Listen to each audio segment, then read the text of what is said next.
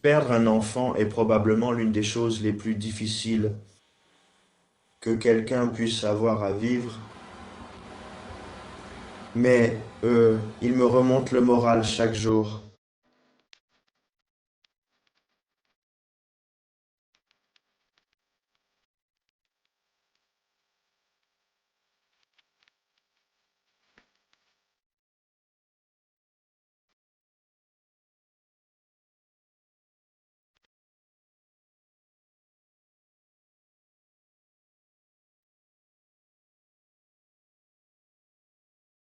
Bienvenue ou bon retour et merci d'être ici. Je suis Cassie et voici un monde cruel. L'histoire que j'ai pour vous aujourd'hui concerne une petite fille de 5 ans qui a disparu de chez elle au milieu de la nuit. Et lorsque le mystère de sa disparition a commencé à se dévoiler, la situation s'est révélée encore plus sombre que ce que quiconque aurait pu imaginer. Ceci est l'histoire de Shania Davis.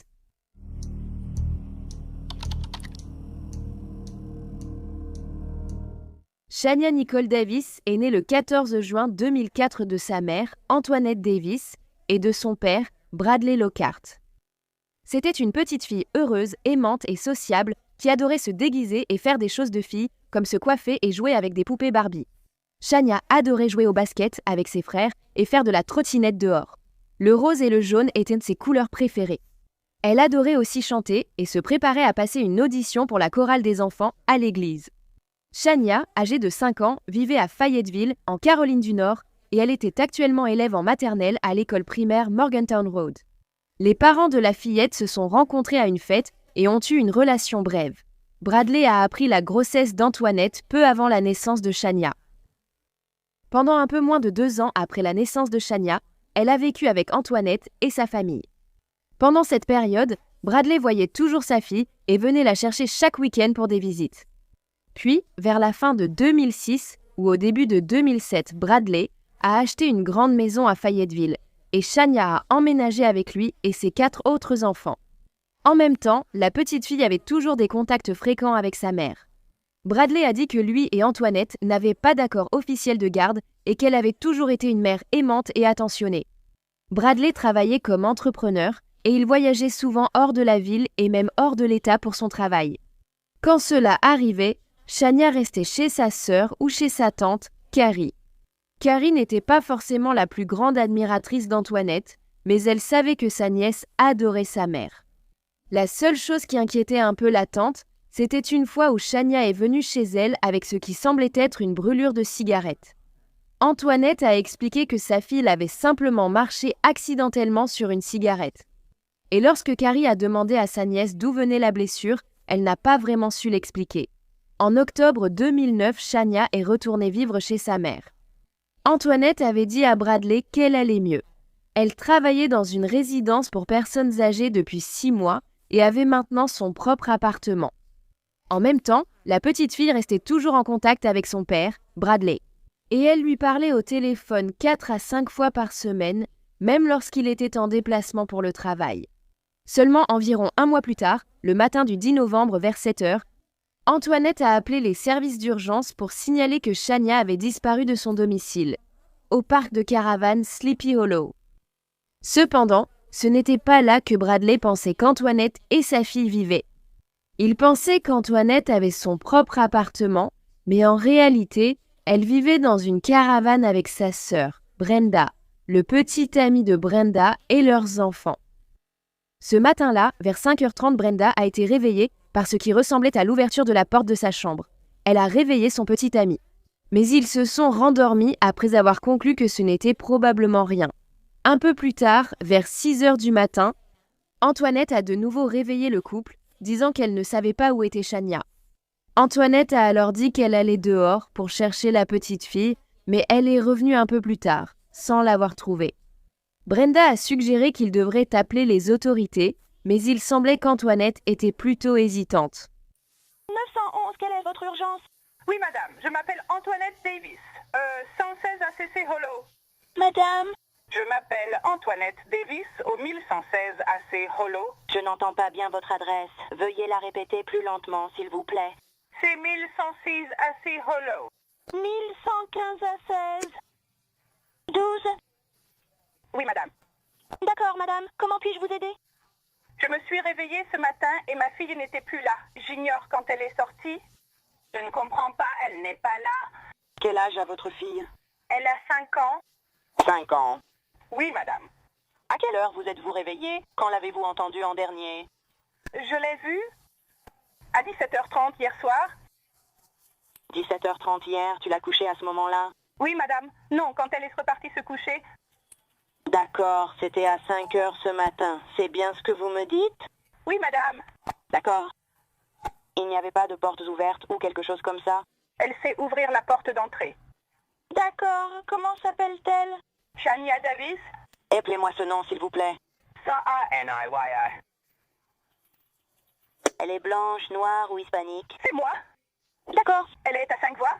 Qu'est-ce qu'elle portait? Elle porte juste une grande jupe bleue, une vieille jupe bleue avec des motifs et ses cheveux sont détachés. D'accord. Est-ce qu'elle portait un petit pantalon? Elle n'a pas pris de chaussures ni de pantalon. Rien. Portait-elle des sous-vêtements? Oui, madame. D'accord. Vous savez la couleur? Elles sont blanches avec un bout pointu. Je suppose que je ne me souviens pas vraiment. Elles sont blanches avec des motifs roses dessus. D'accord, d'accord. Et t'as dit qu'aucune des portes n'était ouverte? Non, madame. Les portes étaient fermées, mais elle sait ouvrir l'entrée. Elle était fermée? Bonjour. Et vous avez dit qu'il était environ 5h30? Oui, madame. D'accord. Avez-vous vérifié le quartier? J'ai vérifié. Et attention, je n'ai pas encore vérifié l'arrière du quartier, mais j'ai vérifié l'avant. Je ne sais pas quoi faire d'autre. Je suis tellement désolée, je ne sais pas quoi faire d'autre. Y a-t-il d'autres enfants dans la maison? C'est mon fils, mais il est ici. D'accord, donc votre porte était bien verrouillée, c'est ça? Non, elle n'était pas déverrouillée. Mais je vous assure, elle sait comment faire. J'espère qu'elle ne l'a pas ouverte ni quittée. D'accord. Quel est le numéro pour lequel vous m'appelez, madame? D'accord. Nous avons déjà reçu votre appel et nous allons envoyer quelqu'un. Vous avez dit? Ses cheveux étaient détachés. Oui, elle a vraiment des fesses touffues, mec. Tu sais combien elle pèse? Je ne sais pas, madame, je ne me souviens pas. Très bien, madame. Veuillez revérifier chez vous et autour du quartier. Si quelque chose change, rappelez-nous. Nous avons déjà pris l'appel et enverrons quelqu'un dès que possible. D'accord, maman. D'accord, madame, merci. Après l'appel au 911, la police est arrivée en moins de 10 minutes et a vite commencé à chercher la petite Shania. Peu de temps après, le père de la fillette et sa tante, Carrie, ont lancé un appel émouvant pour son retour. Je veux juste que vous la rameniez. C'est une personne incroyable à couper le souffle.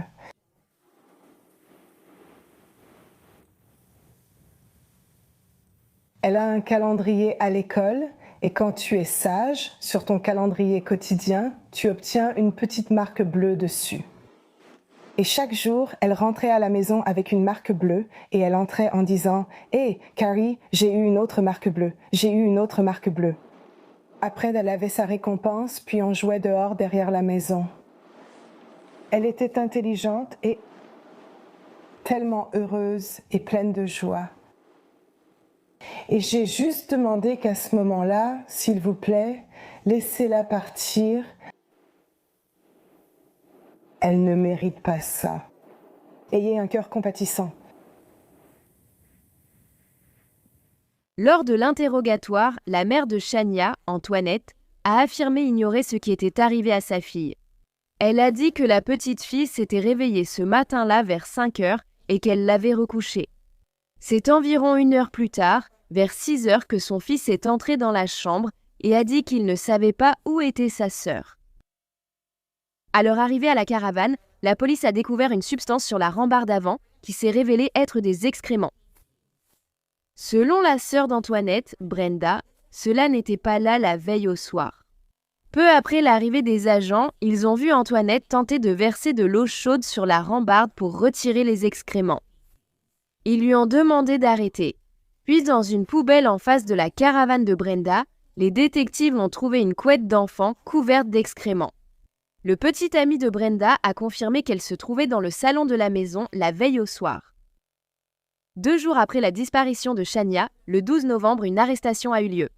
Clarence Coe, âgé de 30 ans, a été arrêté et inculpé d'enlèvement au premier degré de la petite fille.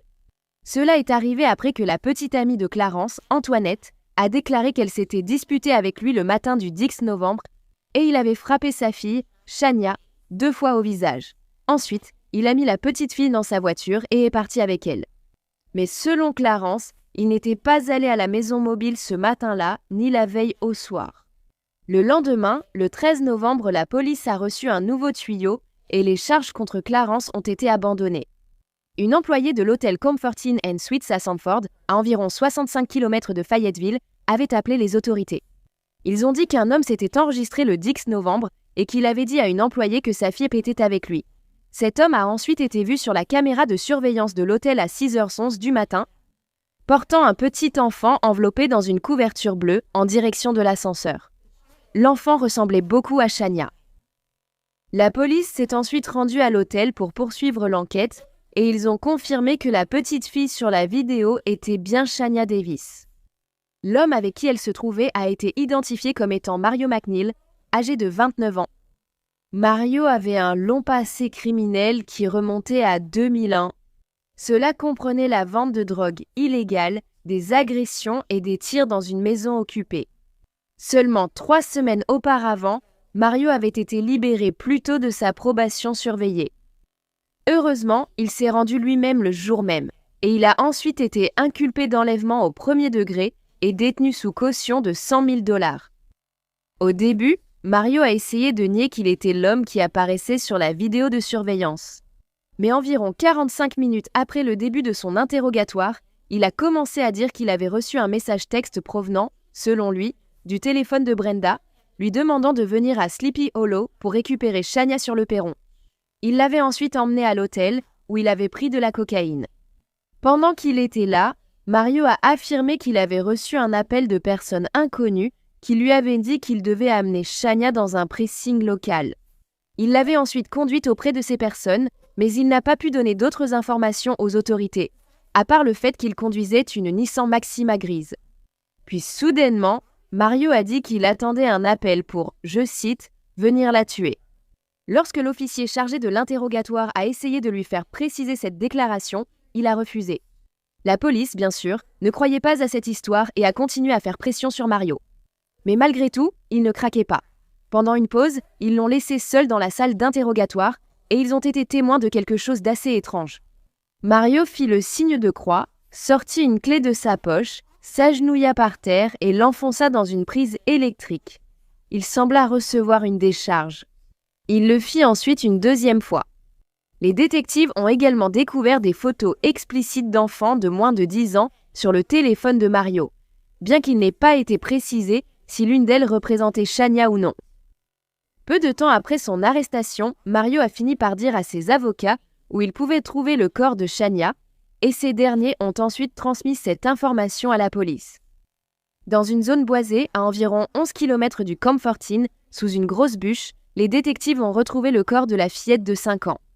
Elle a été découverte juste à côté de l'Interstate 87 dans une zone où les chasseurs emmenaient souvent les cerfs après les avoir abattus. Fondateur, juste ici. D'accord. Je vais annuler, j'arrive, mec, dis-leur bienvenue dans le coin. Nous revenons tout de suite.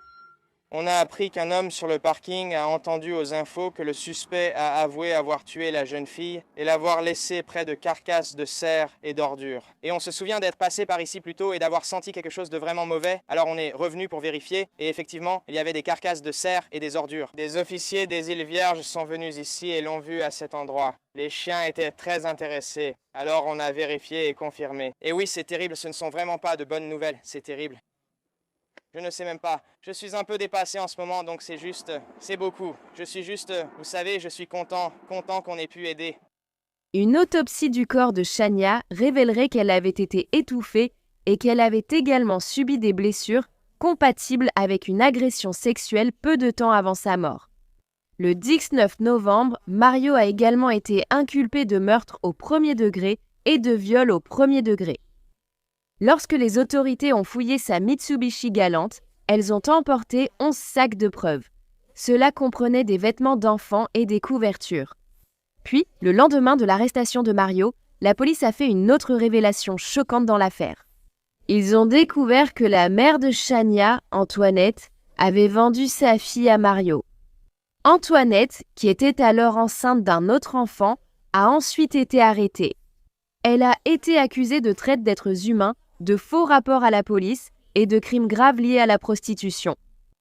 Une fois la vidéo de l'hôtel révélée, la sœur d'Antoinette, Brenda, a dit à la police que le frère aîné de Chania lui avait dit qu'il avait vu Mario dans la caravane, la nuit où la fillette a disparu.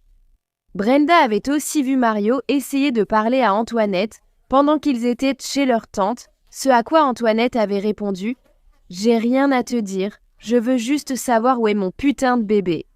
Mario était alors monté dans sa voiture et était parti en trombe. Ensuite, Brenda et Antoinette se sont disputées et elles ne se sont plus parlé depuis. Tôt dans la soirée du 9 novembre, Mario était chez lui avec sa petite amie et leur fille de 18 mois. Il avait pris de la cocaïne et avait bu toute la soirée, alors il a commencé à envoyer des messages à plusieurs femmes pour chercher un rendez-vous. Cela comprenait son ex-petite amie, la sœur d'Antoinette, Brenda Davis. Alors qu'elle n'a pas répondu au message parce que son téléphone était éteint, une autre femme, qui vivait par hasard dans le même parc de caravanes, a répondu à Mario. Donc, il s'était rendu à Sleepy Hollow, mais quand il est arrivé, la femme qui avait répondu s'était déjà endormie. Alors, une fois de plus, il a envoyé un message à Brenda, mais encore une fois, elle n'a pas répondu. Il a alors décidé d'aller quand même jusqu'à la caravane de Brenda, mais une fois sur place, il n'a pas enlevé Chania. Sa mère, Antoinette, l'avait remise à lui, lors d'un 4e interrogatoire avec les détectives. La mère de Chania finirait par admettre qu'elle avait donné sa fille à Mario pour régler une dette. Elle a dit « Je l'ai donnée pour couvrir 200 ». Il était seulement censé avoir des relations sexuelles avec elle, c'est écœurant, et tout ça pour seulement 200 sweets. Alors que des rumeurs circulaient au début selon lesquelles Antoinette devait cet argent à Mario pour de la drogue, ce n'était pas vrai. En réalité, il lui avait auparavant prêté cet argent pour de la nourriture et une chambre d'hôtel lorsqu'elle s'était retrouvée sans abri avec ses enfants. La nuit du 9 novembre, lorsque Mario, ivre, était entré dans la maison à la recherche de Brenda, Antoinette lui avait dit qu'elle était au lit avec son petit ami. Il a alors demandé à Antoinette s'il pouvait coucher avec elle, mais elle a refusé. Alors Mario a décidé qu'il voulait soit récupérer son argent sur le champ, soit avoir une relation sexuelle, alors Antoinette lui a proposé sa fille. De plus, les enquêteurs pensaient que Chania avait été agressée à l'intérieur de la caravane avant d'être emmenée. Cela était dû aux excréments qu'ils avaient retrouvés sur la couette et sur la rampe de la maison. On découvrirait plus tard que quelques mois avant la mort de Chania, les autorités avaient effectué une descente antidrogue au domicile de la famille. Et même si les agents avaient mentionné dans leur rapport qu'il y avait des enfants, les services de protection de l'enfance n'ont jamais été contactés. En octobre 2013, Antoinette Davis a été autorisée à plaider coupable selon la procédure Alfred pour des accusations de meurtre au second degré, au lieu de l'accusation initiale de meurtre au premier degré. Elle n'a pas admis sa culpabilité, mais a reconnu que les procureurs avaient probablement assez de preuves pour la condamner. Elle a été condamnée à une peine de prison comprise entre 17 ans et demi et 21 ans. Elle devra également s'inscrire au registre des délinquants sexuels pendant au moins 30 ans. Lors de son audience de condamnation, Antoinette a présenté des excuses en larmes. Elle a déclaré « Je n'ai jamais dit que j'étais une mère parfaite, mais j'étais une bonne mère. J'ai fait ce que je devais faire pour subvenir à leurs besoins. J'ai fait ce que je devais faire pour m'assurer qu'ils allaient bien. Je n'ai reçu d'aide de personne. » À cela, la juge a répondu « Vous aviez l'opportunité, les moyens, de sauver la vie de Chania, mais vous ne l'avez pas fait. Vous n'êtes pas une bonne mère. » Quelques mois avant qu'Antoinette n'accepte son accord de plaidoyer, Mario a été reconnu coupable des accusations portées contre lui et il a été condamné à mort. Il a ensuite tenté de faire appel de la sentence, mais sa demande a été rejetée. La tante de Chania, Carrie Lockhart Davis, qui était comme une seconde mère pour la petite fille, a déclaré « Je suis dégoûtée, mais en même temps tellement en souffrance à ce stade. Elle était une enfant pleine de vie et une part essentielle de ma vie.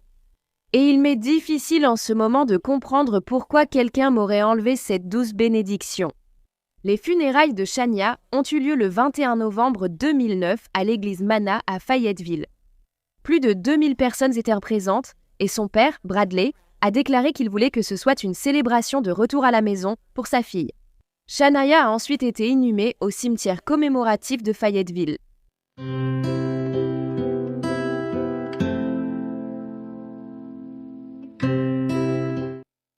Merci d'avoir écouté l'histoire de Chania.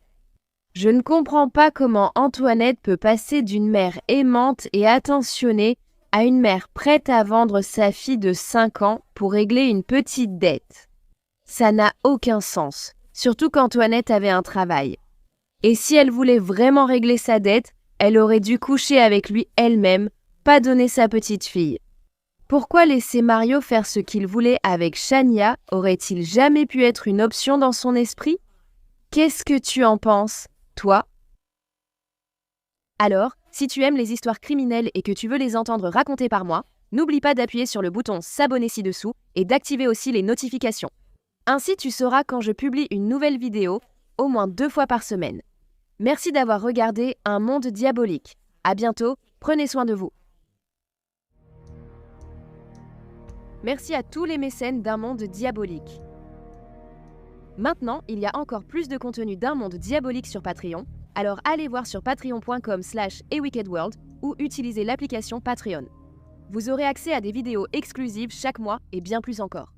Tout soutien aide vraiment à s'assurer que les victimes ne soient jamais oubliées et à mettre en lumière les failles de la société liées à chaque affaire. Avez-vous une suggestion d'histoire que vous aimeriez que je traite? Si oui, envoyez-moi un email à awickedworld@gmail.com.